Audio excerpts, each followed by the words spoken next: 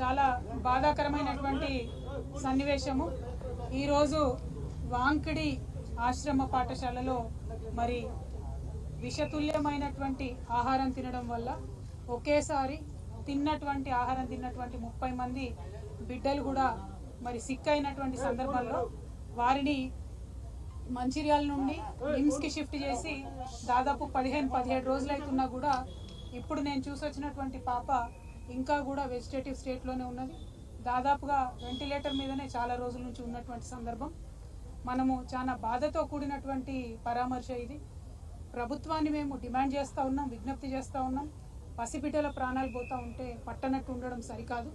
ఈ ప్రభుత్వం వచ్చి 11 నెలలైతే దాదాపుగా నెలకు 3 మంది యావరేజ్గా ఇప్పటికే 42 మంది బిడ్డలు ప్రభుత్వ పాఠశాలల్లో చదువుతున్నటువంటి వాళ్ళు కేవలం ప్రభుత్వం యొక్క నిర్లక్ష్యంతో ఫుడ్ పాయిజనింగ్ వల్ల చనిపోవడం జరిగింది। అంటే యావరేజ్గా 10 రోజులకు ఒక పసిబిడ్డ ప్రాణాన్ని ఈ ప్రభుత్వం పొట్టన పెట్టుకుంటా ఉన్నది। ఇది సరైనటువంటి వైఖరి కాదు। అన్ని సంక్షేమ శాఖలు కూడా గౌరవ ముఖ్యమంత్రి గారి దగ్గర ఉండడంతో మరి వారు సమయం వెచ్చించలేకపోతున్నట్టుగా కనపడతా ఉన్నది।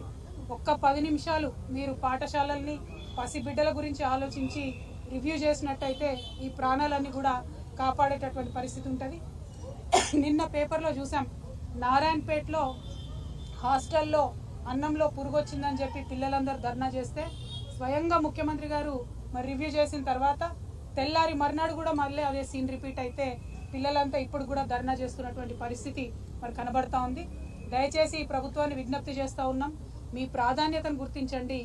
బిడ్డల ప్రాణాలు ప్రాధాన్యమైనటువంటి అంశంగా మీరు స్వీకరించి తక్షణమే చర్యలు చేపట్టవలసిందిగా నేను డిమాండ్ చేస్తూ ఉన్నాను। నేను ఎస్టీ వెల్ఫేర్ అధికారి గారు శరత్ గారితో కూడా మాట్లాడడం జరిగింది।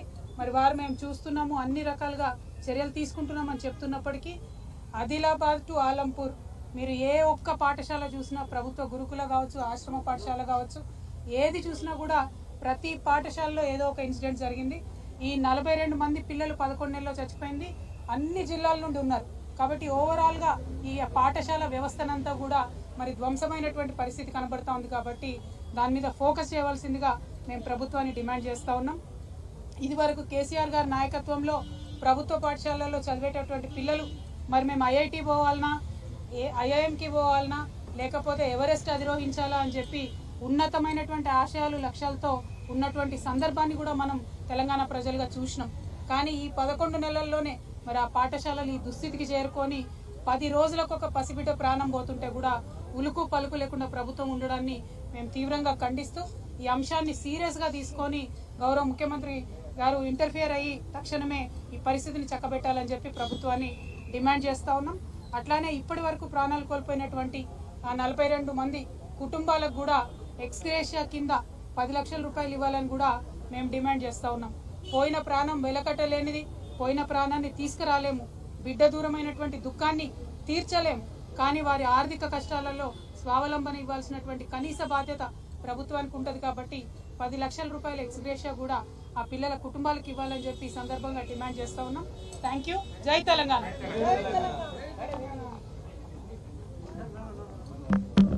पूरे तेलंगाना भर में जितने भी गवर्नमेंट गुरुकुला आश्रम स्कूल्स है, tribal welfare, minority welfare schools है, हर एक स्कूल में ये पिछले 11 महीनों में हमने देखा है कि 10 दिन में एक लड़का या लड़की का अनफॉर्चुनेटली डेथ हो रहा है, मौत हो रही है।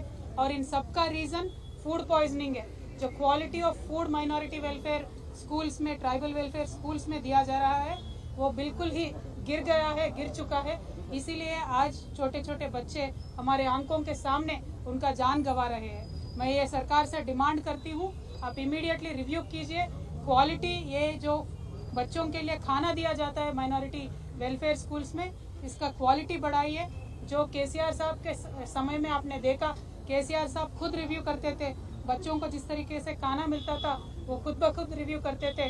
और उस समय में ऐसा हाल था कि बच्चे हमारे आईआईटी में जा रहे थे, आईआईएम में जा रहे थे, लेकिन आज एवरेज 10 दिन में एक बच्ची या बच्चे का मौत हो रहा है।